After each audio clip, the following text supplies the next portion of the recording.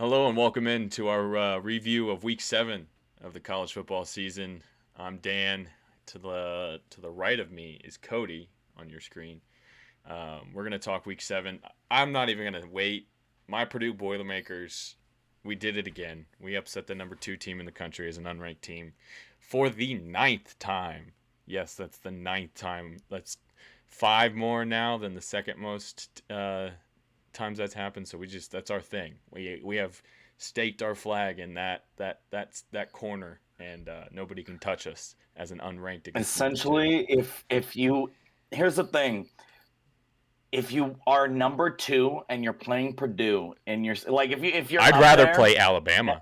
yeah, I would rather play Alabama than Purdue if I am number 2. You have a better chance of beating Alabama than you do Purdue, and that is fucking wild, my we man. we did kind of call it last week. We weren't strong enough to say yes, Purdue's definitely going to win this game, but we did put Iowa on upset alert. I did bring up the fact that the last time Purdue played the number 2 team on ABC was that game against Ohio State where they rolled, they just crushed them. And then I'm watching on Saturday and the defense is playing really well and the offense, they're using 3 quarterbacks now, which they came back. They had a bye last week, and Jeff Brom evidently made a bunch of changes and like really prepared for this game and rolled out there with 3 quarterbacks, helped the running game out a little bit because we got literally like one healthy scholarship running back, so that's cool. But they looked great. David Bell is. I hate to say Rondale Moore 2.0 because he's a different kind of player, and I feel like that'd be disrespectful to how good he is. But David Bell against Iowa is the greatest mismatch in college football history. He's played 3 games in his career, and it's like 36 catches, 500 yards, and 6 touchdowns, 5 or 6 touchdowns. That's nuts. Isn't Jeff Brom now 5-1 against Iowa? Yeah, we own. We beat him at the start of last season. It got me all excited for last season, the COVID shortened season. But yeah, we play really well against Iowa.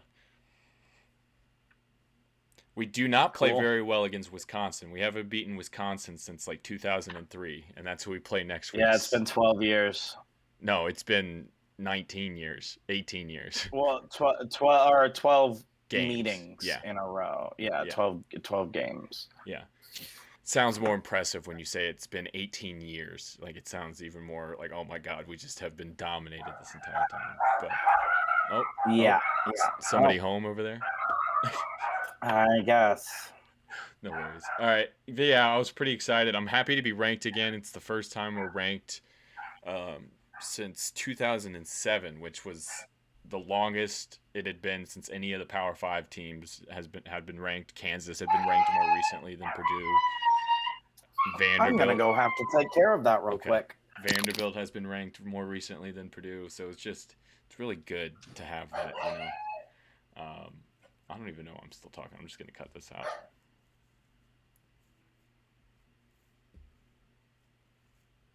Should I just keep monologuing? Maybe I should. Maybe I'll just leave it all in. So yeah, Purdue upsets Iowa, number 2 team in the country for a ninth time, and we're ranked again, but we're probably going down. But we'll talk about that in our preview episode.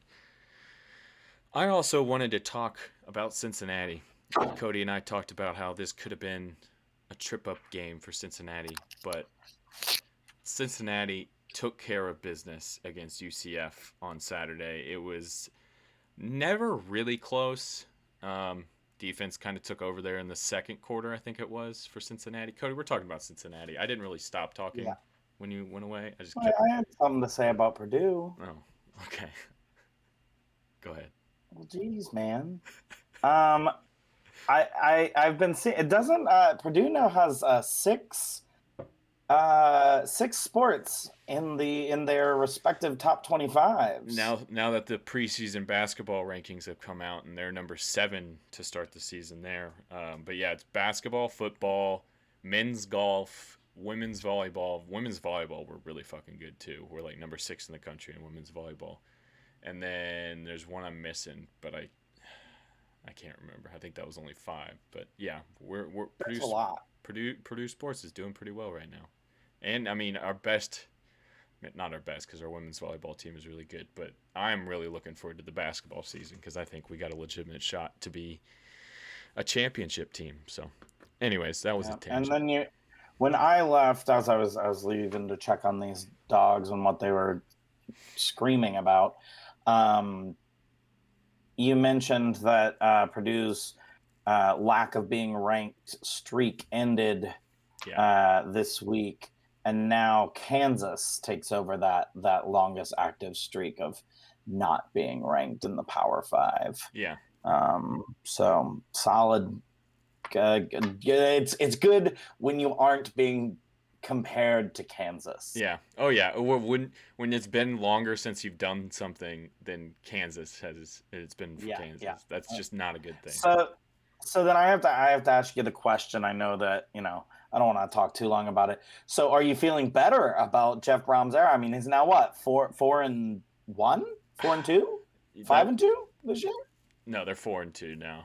They did lose to Minnesota in an ugly game, Okay, okay. but yeah, they played better than I expected. I will say that they definitely played a lot better than I expected at the start of the season. The defense has been a surprise. I don't want to go, all right, I'm cool with Jeff Brom for another 3 years now. Like I just did that. Like I was hanging on that win against Ohio. Okay, and then you did nothing after that. So I need to build off this. I need some more. Like we got 3 ranked matchups to finish the season. Part of the reason I don't think we're gonna be a real Big Ten threat is because our schedule the second half of the season is really difficult. But if we can get another win like over a Michigan State, I think we play Ohio State, and there's one other ranked team we play that we still have to play. I But think I think you can win against Michigan State. I I think they think could. that's a very winnable That's game. that game's at home in West Lafayette. I think that's a game that I'm going to circle, and if that's going to be the next step, Michigan State has been doing it feeling again. really they've been lately they've been feeling really Vulnerable. fake. Yeah, no, like they're imposters. Yeah. They're imposter undefeated, I'm right? just they better That's what not it feels like. Michigan State better not go up to number 2 in the country by the time they play Purdue because Who? Which I mean, looking or at their even Ohio schedule, State. let's Ohio let's see State. if Michigan State could be number two. I mean, a lot of teams would By have the to time that lose. a lot of teams would have to lose, but that'd be interesting. Glad Cincinnati doesn't play them. Yeah. Well, Georgia could lose and Cincinnati could go up to number 1. Have you even let that thought cross your Oh. mind yet? You're one Georgia loss away from you being number 1. I have thought about Okay. that. I wasn't sure if you let your mind go that far. I'm choosing not to celebrate the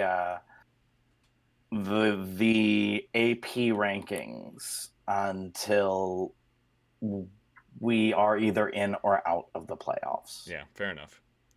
I'm relishing, You're just being this high. you're just holding off until we see that first playoff ranking. Once you see that first playoff ranking, you Yes. really get an understanding of where you're going to be put. So, I get that. Yes. All right, let's kind of quickly hit on a lot of the other action from this past week. I was talking about Cincinnati. They took care of business. Could have been a trap game against UCF, but they took care of business. Looked really good. Blew up in the second It quarter. was. Yeah, it was. You went to the game, right? I did. Yeah, it was. Well, so that environment was electric for a It noon looked like game. it. How loud that stadium was something that I have not been around for a noon game. We were very close to the field, so like you could tell, how loud things were. I was trying to have a conversation, and things would, start kicking Yeah. up, and you could not hear Yeah. anything. I've been So to one thing Nippert. about I've been to Nippert once for like the FC Cincinnati when they made a run in the tournament a couple years back, and it was loud at that point. So I could kind of imagine that's what it looked like when yeah, I was watching on TV.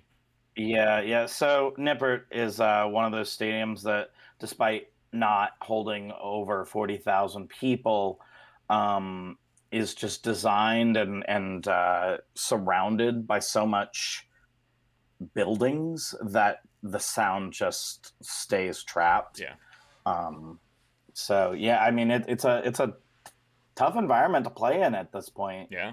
Um, and so yeah, it was a fun game to be at. Took care of business. Jerome Ford Yeah. looking Their like an offense NFL pick. early in the season, Cincinnati's offense wasn't explosive. They were winning games because they were very strong on defense, and their offense did enough to win them the games. But these last couple weeks, their offense is like Desmond Ritter's in the serious Heisman conversation now at this point. So they've turned that switch, and their offense has really turned it on. Yeah, to be a bit of a pessimist, I'm not seeing any like legitimate like sports commentators actually putting Desmond Ritter in the conversation His to odds are be. definitely going down. Like he's becoming a Yeah, betting no, favorite.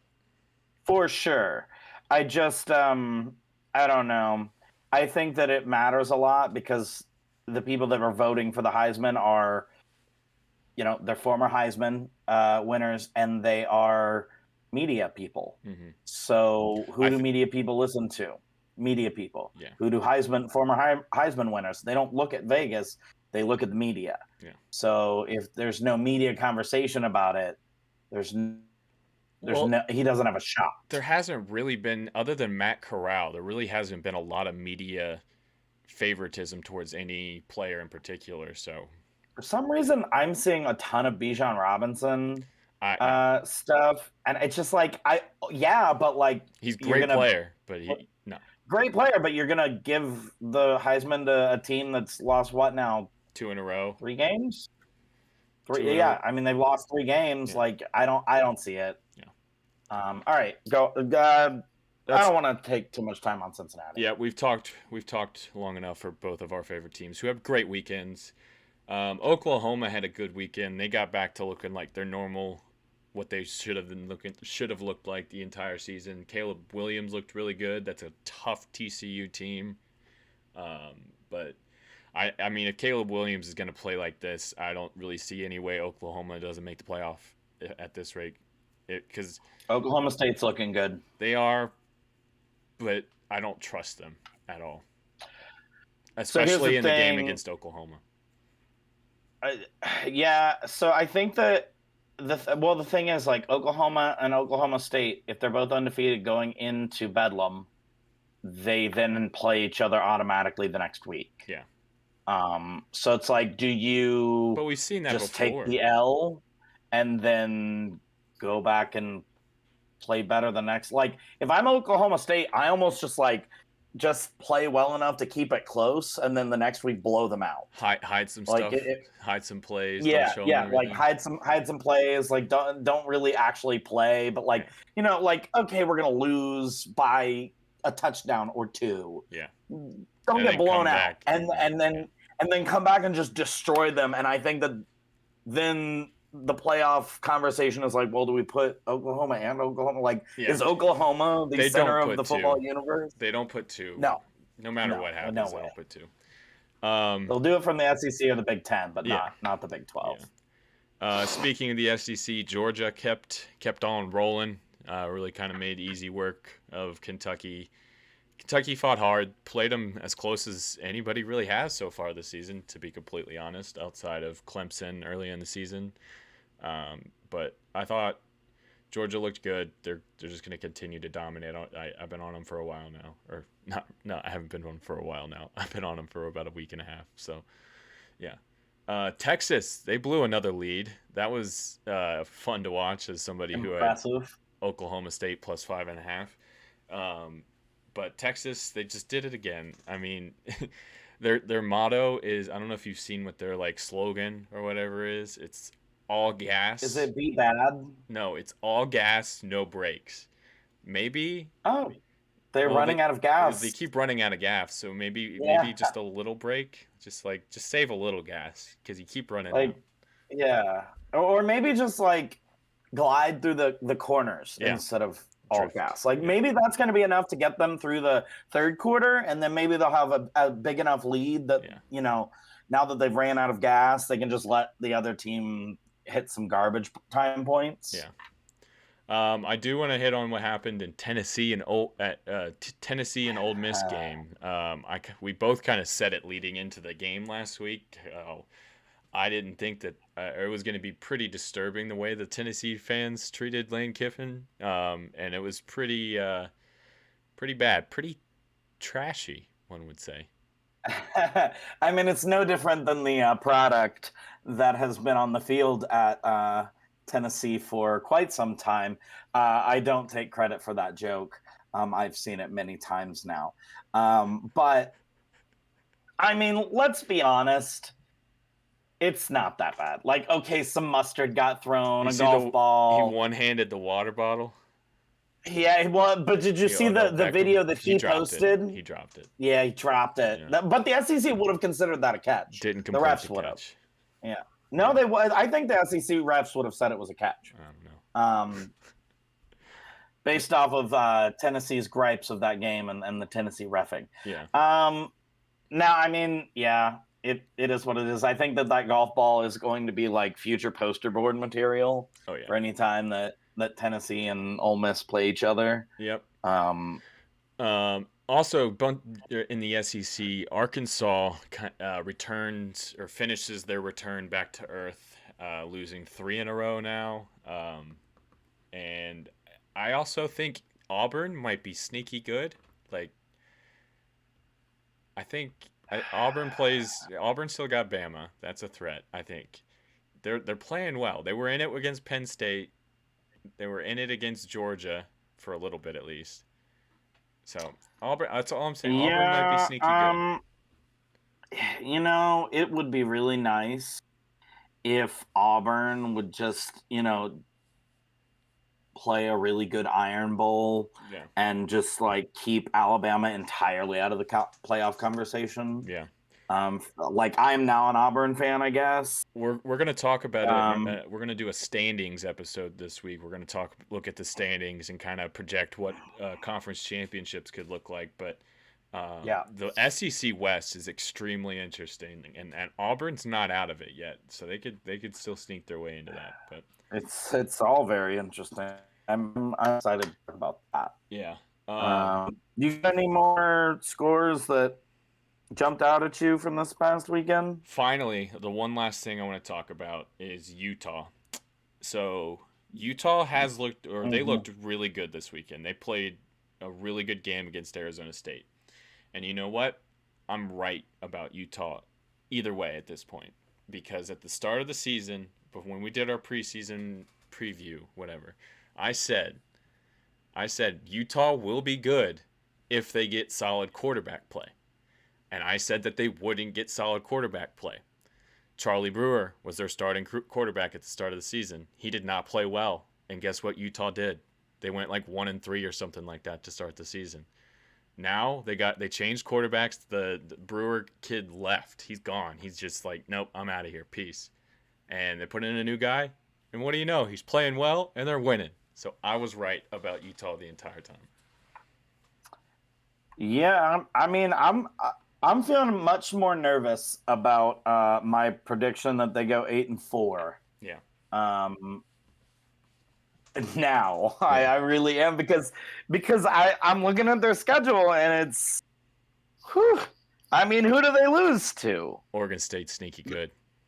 I mean, Oregon State's sneaky good. That's a game. It's a game, and it's at Oregon State, In Corvallis. and it's a night game. You don't want to Yeah, play like in Corvallis. okay, that's on a sneaky Saturday game, night. but like okay, it could go either way. UCLA, I think they're better than UCLA. They play Stanford. I think they're probably better than Stanford. Definitely better than Stanford. I know they're better than Arizona. Yeah, Arizona's freaking terrible. Oregon, it's a toss-up now. See, Oregon's And gone then, way down. I mean, I think I think like the two spots that they lose possibly are Oregon, UCLA, or Oregon Utah State. or Oregon State. Like, there's 3 games that I could see them losing. The rest of them, I don't see them losing. They just need to lose 3 to get to my 6-6. That's all I care about. So I'm big time Oregon State fan this weekend, big time UCLA fan whenever they play them, and Oregon. So All right. Well, that's all the action from week 7 that I got. Anything else you want to talk about, or are we good to wrap this up? I've okay, so like I do have like a short little thing. I think that Michigan State is looking real suspect. Sus, super sus. Um, um, Indiana has not been okay, good this year, and like they're undefeated, and I get that Indiana hasn't been good this year, but Indiana also had literally the toughest schedule in all of college football, like the fair. number one toughest schedule. So like to judge them on their 2-4 record is, eh, uh, yeah, they haven't played well, but also you're not going to play well when you literally play tough teams every single week. Yeah, Um, but like if you watch this game, Indiana kind of controlled the game and then just like lost. yeah. Um, like I don't know. That's kind of just where I'm sitting at on this. Is it just feels like Michigan State is prime for a beating. Which I mean, I don't know. They got Michigan at home in 2 weeks, They got one of the so guys that's getting some Heisman buzz. Their running back Kenneth Walker's had a really good season. yeah, He's turned into be one of the Heisman front runners. But yeah, I don't trust Michigan State. Mel Tucker's done a great job. I just don't know if they have the talent to keep it up for the entire season this year. sure. All right, well, go check out all of our other episodes. We're doing a heavy upload week this week, so go check out all those other ones. I'll link the playlist at the end of this video. But thanks for watching. See you next time. Thanks, guys.